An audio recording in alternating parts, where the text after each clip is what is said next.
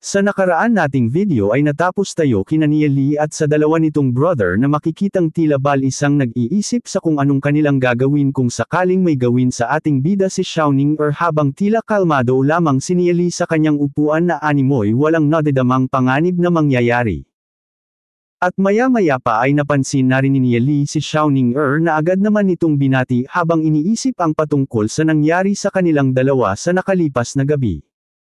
Nang biglang binigyan ni Xiaoning ang ating bida ng breakfast bilang pasasalamat sa ginawa nito sa kanya. At habang masayang binubuksan ito ng ating bida ay makikitang iniisip ni Lu Piao na isa itong patibong para sa ating bida. At natahimik ito bigla sa kanyang nakita at maging ang lahat ng cultivator na inaakalang sasaktan ni Xiaoning ang ating bida. At laking gulat ni Lu Piao nang masigurado niyang pagkain talaga ang laman ng kahon para sa ating bida. At makikitang talagang napanganga ang lahat nang makita nila ito dahil di nila sukat akalaing bibigyan pala ni Xiaoning ng breakfast si Nia Lee.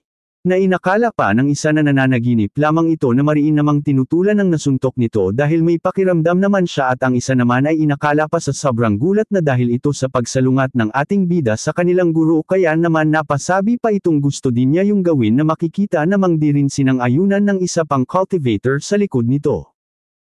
At maging ang patay gutom na si Shen Yu ay inakalang nagpapakita ng interest sa ating bida si Xiaoning kahit na engage na ito sa kanyang elder brother. Maging si Ye Ziyan na iniisip na papaanong nagpapakita ng interest si Xiaoning sa basurang gaya ng ating bida na wala man lang achievement na nakukuha. Habang makikita namang nagtanong pa si Xiaoning sa ating bida kung papwede ba itong maupo sa tabi nito at makasabay kumain si Nia Lee. Dahilan upang makiupo na lang sa ibang upuan si Duzi na mariin namang pinapaalis ng kalbong cultivator. Habang makikitang animoy mga demonyong umaaligid sa gilid ang mga brother ng ating bida habang ipinipilit na pumayag ang ating bida sa alok ni Xiaoning dahilan upang mapilitan itong pumayag. At naupo na nga sa tabi nito si Xiaoning na animoy nagpapa-cute pa dito dahilan upang mapaisip sandali si Nia Lee. At tuluyan na ngang binuksan ng ating bida ang pagkain na makikitang talagang pinaghandaan ni Xiaoning ng mabuti. At habang natatakam na nakatingin dito ang ating bida ay inakit na din ni Xiaoning sina Lu Piao at Duzi na makisalo sa kanila. Dahilan upang ikagalik ito ni Lu Piao dahil binanggit ni Xiaoning ang pangalan nito na dahilan ng kanyang pagluha. At di na din nito napigil ang lantaukan ng breakfast na dapat ay para sa ating bida habang mariin naman itong sinasabihan ni Duzing gumamit ng chopstick. At makikitang tila masayang nagkukwentuhan ang mga ito sa kanilang upuan. At maya-maya pa ay tuluyan na ring lumisan sa tabi ng mga ito ang magandang si Xiaoning na pinapabaunan pa ni Lu Piao ng kaway nito. At nang tuluyan na nga itong makalayo dito ay agad nang kinumpronta ni Lu Piao ang ating bida sa pagtatanong dito kung paano nito nakasuyo si Xiaoning Na mariin namang itinanggi ng ating bida sabay sabing magkaibigan lamang silang dalawa na di naman pinaniwalaan ni Lu Piao. At dagdag pa ni Duzi na di naman ito mag-aabalang magbigay ng breakfast kung talagang magkaibigan lamang silang dalawa na tinugunan lamang ni Nia Lee sa pagsasabing baka may gusto lamang itong hindyang pabor sa kanya. At makalipas ang pagkukulitan ng mga ito ay agad nang nag-akit si Nia Lee na tumayo muli sa likuran dahil mag-uumpisa na ang klase sabay lingon sa patay gutom na si Shen Shu na ikinagulat naman ng ating bida. Dahil makikitang tila good mood ito sa ngayon na siyang napansin ng ating bida dito. At pinagpapaupo na ng patay gutom nilang guro ang mga cultivator sa kani-kanilang mga upuan dahil magsisimula na ang kanilang lesson at sa isip-isip nito ay malapit na ring dumating ang mga VIP na siyang mag-uobserba sa pagtuturo nito. At habang nakaupo ang tatlo ay makikitang sinasabi ng ating bida na mukhang di sila ngayon tatayo sa likuran na agad namang sinang-ayunan ni Duzi sa pagsasabing baka meron magandang nangyari dito kaya maganda din ang mood nito.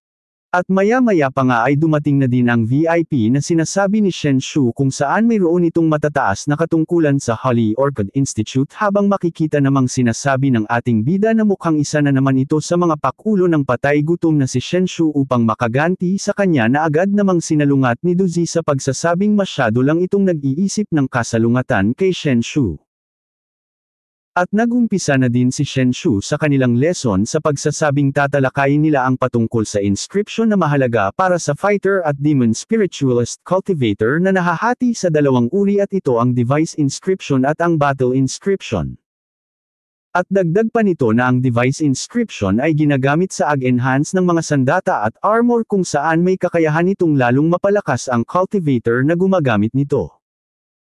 Kung saan ang battle inscription naman ay ang mga nasa scroll na ginagamit upang mag-cast ng malakas na kapangyarihan gamit ang sari-sariling soul power ay magagawa itong ma-active ng isang cultivator.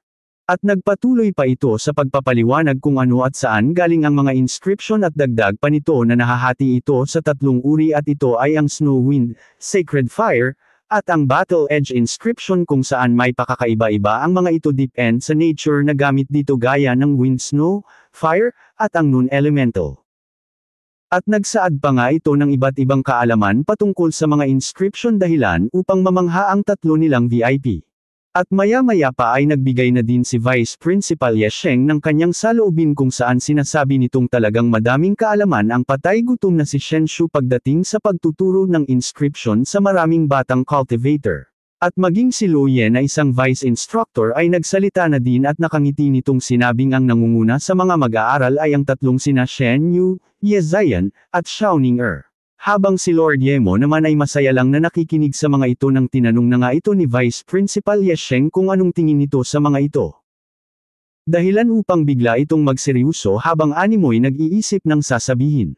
Habang makikita naman sa isang gilid si Vice Instructor Luo Ye na walang kaalam-alam kung sino ang kasama niyang VIP at iniisip nito kung sino ang elder na ito na parang mas mataas pa ang katungkulan sa principal ng Holy Orchid Institute.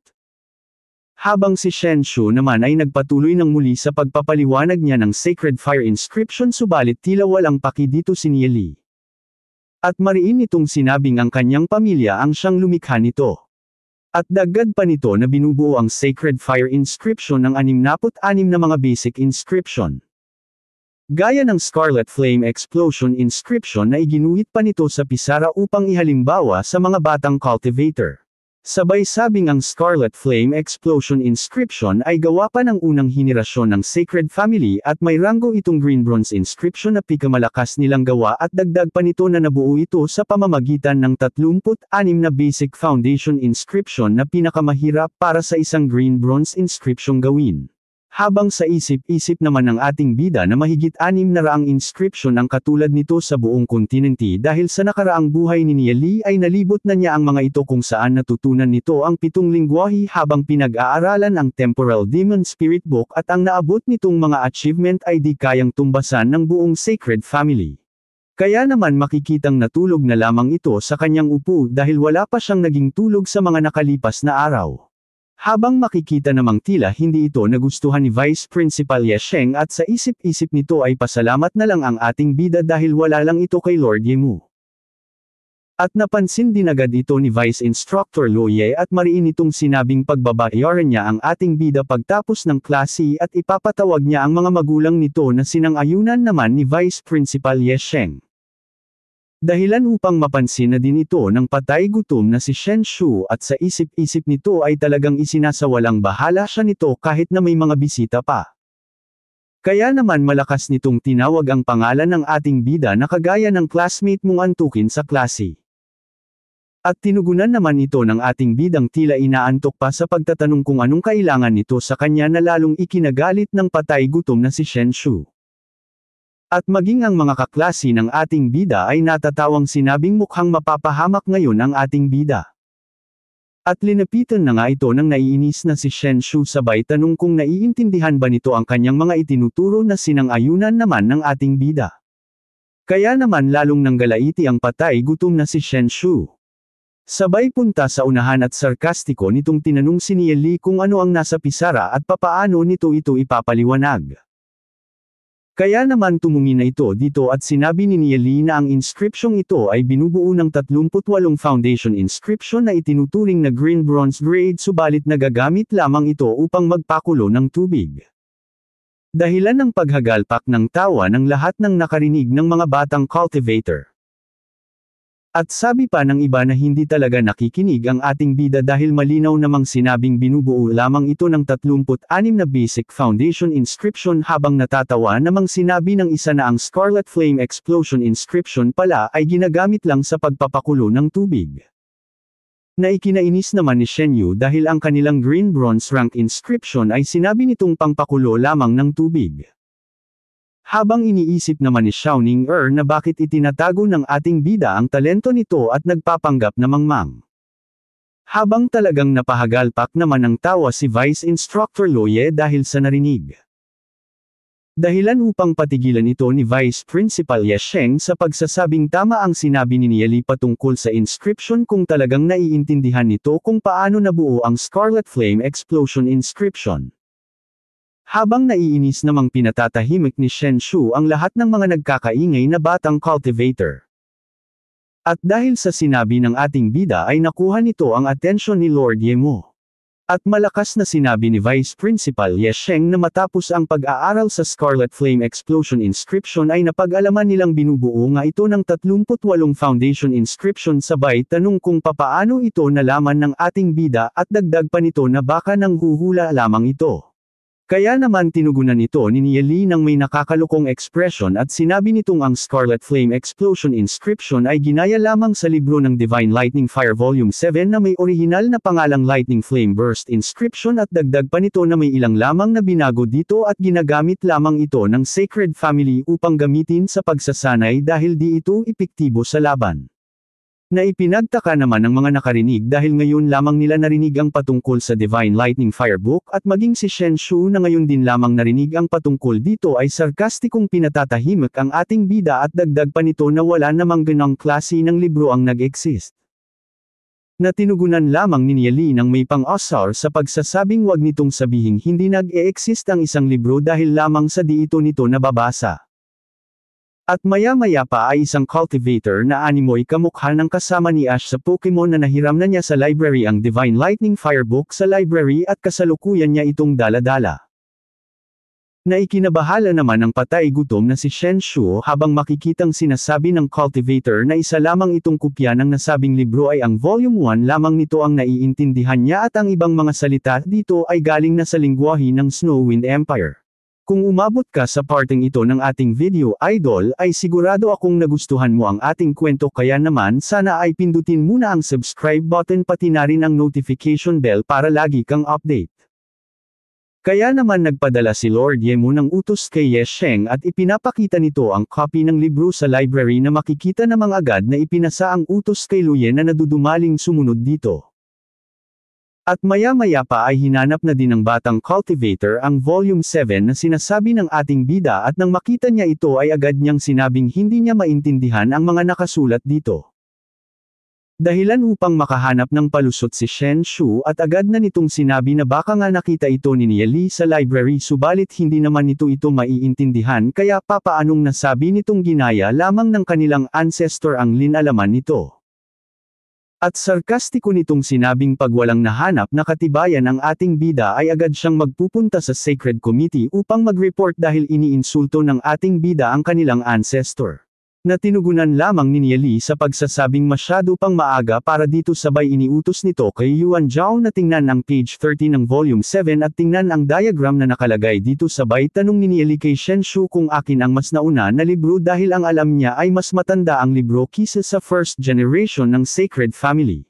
At sa isip-isip ng ating bida na lagi na lang sinasabi ng Sacred Family na sila ang pinakamagaling pagdating sa paggawa ng inscription subalit sa kanya namang nakaraang buhay sa pag-atake ng mga Snowwind Beast ay ang Sacred Family ang unang tumakbo at nagtago sa Patriarch Mountain dahilan ng pagkakasira ng Glory City. Kaya naman naiinis nitong sinabing ipapakita niya ang totoong kulay ng mga ito na isang taksil sa lipunan. At maya-maya pa ay nagkalipumpunan na ang mga batang cultivator upang tingnan ang sinasabi ng ating bida. At makikitang ang diagram na nakalagay sa libro ay katulad ng nasa pisara kagaya ng sinasabi ng ating bida. At makikita namang naiinis na iniisip ng patay gutom na si Shen Yu na sinisiraan lamang ng ating bida ang kanilang pamilya. Na napansin naman ng ating bida na iniisip na magkakatulad lamang ang mga patay gutom na miyembro ng Sacred Family. At maya-maya pa ay malakas na sinabi ni Shen Shu na ang inscription nila ay ginaya sa ibang libro kaya paano ito maipapaliwanag ni Nieli. Na may pang-asar namang tumugon dito sa pagsasabing mukhang di nito alam ang Demon Spiritualist Regulations kaya ipapaliwanag niya ito. At sinaad na nga ng matalino nating bida ang patungkol sa batas na kanyang nabanggit kung saan sinasabi ditong ang sino mang gumaya ng inscription ng iba ay di maaaring sabihing sila ang tunay na gumawa nito. Dahilan upang manggalati na lang si Shen Shu at wala nang masabi pa. At dagdag pa ng ating bida na kung ang intensyon lamang ng kanilang ancestor ay para lumikha ng inscription gamit ito bilang guide ay di masama. Subalit ang ginawa nito ay ang pagkopya ng halos kalahati ng Divine Lightning Fire inscription at ang pagsasabing sila mismo ang lumikha nito, ay talagang nakakasuka sabay animoy ng Asar sa paghingi ng tawad sa mga namayapang ancestor. At dagdag pa nito ng may nakakalukong ekspresyon na okay lang kung mayroong malalim na dahilan ang first generation household ng Sacred Family sa paggawa nito. At matapos noon ay isa-isa nang nagbigay ng opinion patungkol dito ang mga cultivator at kung ano-anong paninira ang mga binabanggit ng mga ito sa pamilya ng Sacred Family at iba pang samut-saring opinion na animoy mga nandidiri dito.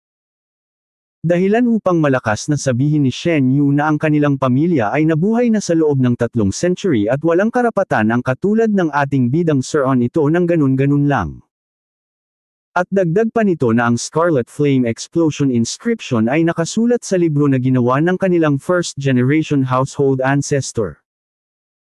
Habang sa isip-isip naman ng ating bida na talagang tama ang kanyang hinala sa mga ito at sa kanyang nakaraang buhay ay engaged na ito kay Yezayan subalit nang umatake ang mga Snow Wind Beast ay sumama ito sa pagtakas.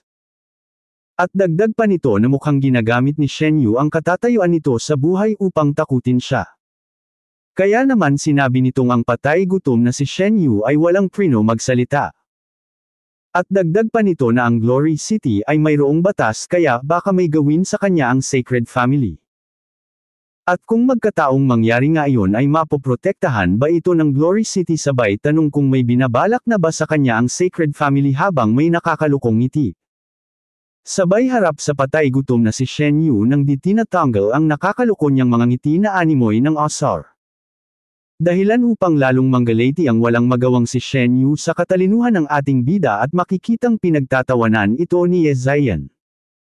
At maging ni Xiaoning nang biglang mabilis na nakabalik si Vice Instructor Lu Yedala ang iniutos sa kanya ni Vice Principal Ye Sheng. At agad na din itong isinumiti kay Lord Yemo at ito ay ang tunay na libro ng Divine Lightning Fire. Habang makikitang seryosong nakatingin si Vice Principal Ye Sheng sa nakapikit na si Yemo.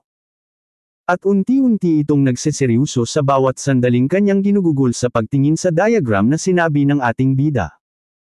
Habang iniisip naman ni Ye Sheng sa tabi nito na kung mapatunayang totoo nga ang mga tinura ni Nieli ay malaking skandal ito para sa Sacred Family.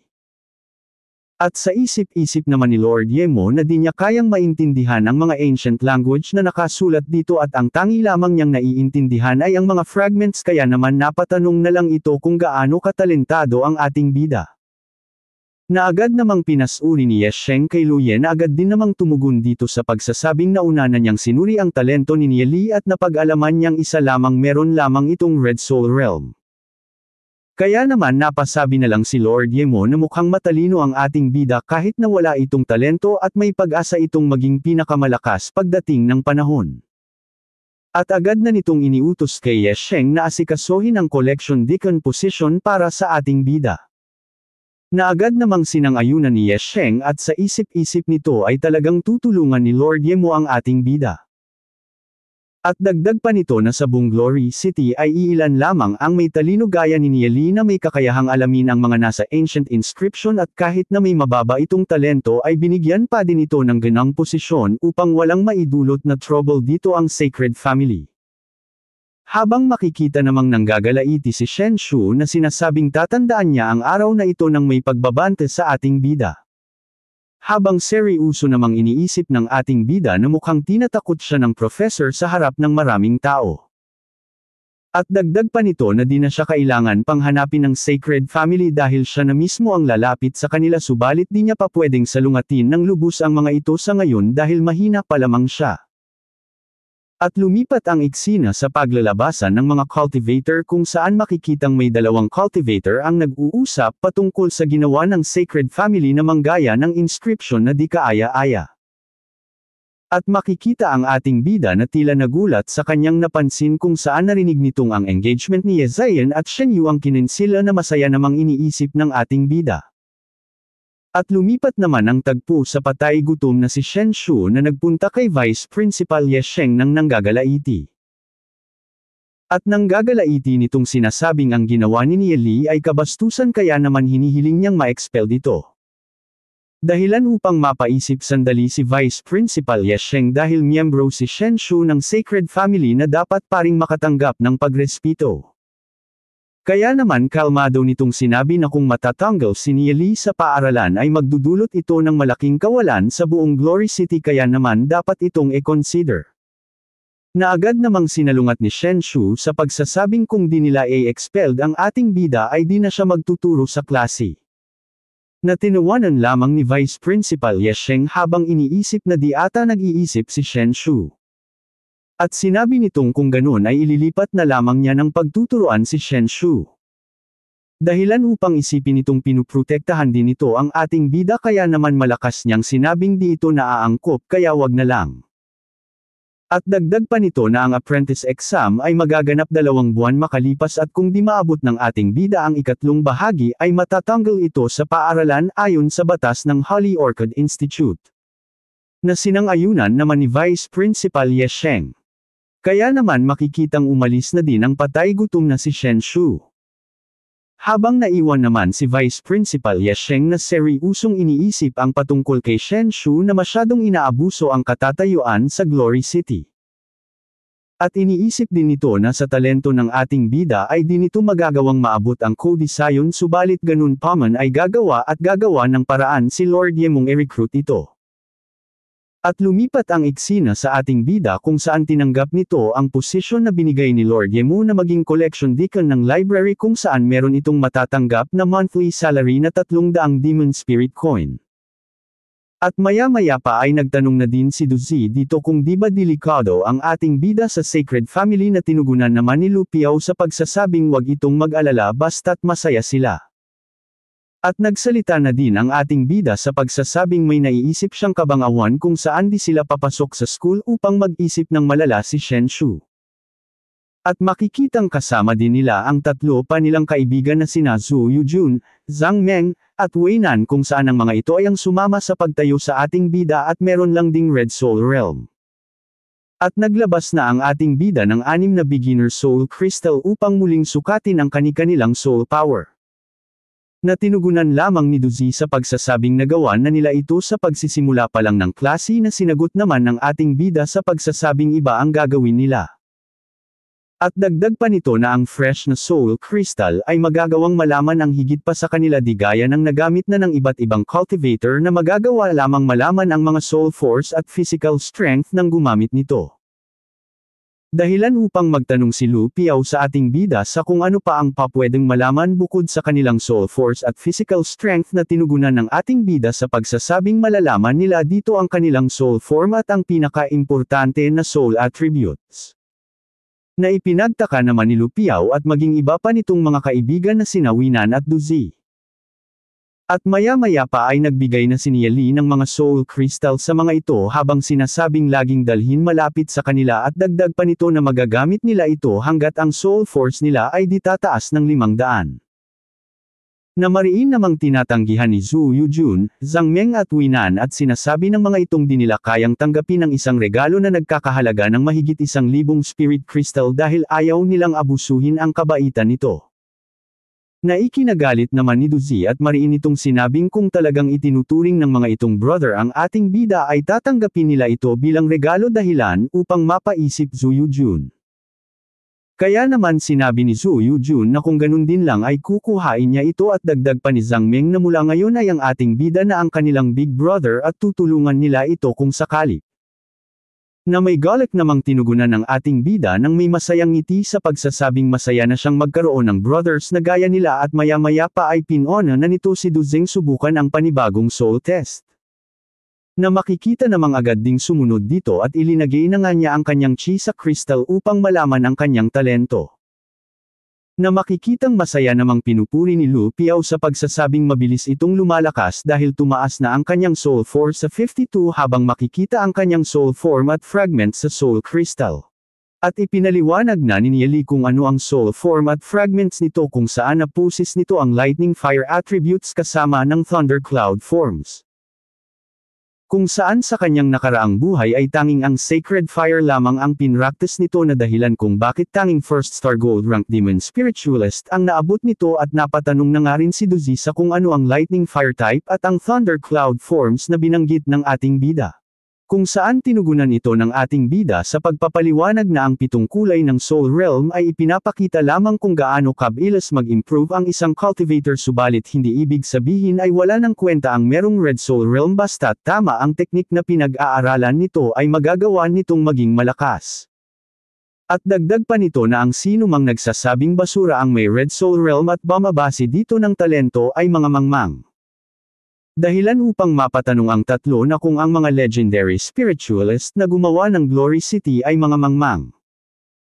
At ipinaliwanag na din ng ating bida na ang gaya ni Duzi na may Yellow Soul Sea ay nagsasaad ng Lightning Fire type at ang Thunder Cloud Soul Sea ay mas magpapalakas pag pinag-aralan nito ang Lightning Fire technique at inscription. Dagdag pa ni Nieli na ang Tianlin Demon Beast ay suitable para kay Duzi at sa oras na bumagal na ang paglakas nito ay saka pa lang ito mag-aaral ng ibang inscription. Na ikinalungkot naman ni Duzi dahil ang Glory City ay walang kompletong libro ng Lightning Fire Technique subalit agad ding nawala ang lungkot nito nang mapatingin sa ating bida na tila alam ang lahat ng teknik. Abangan sa susunod nating video ang mga kaganapan kung saan susubukan na ni Duzeng pag-aralan ang Lightning Fire Technique na mabilis na magkakaroon ng resulta.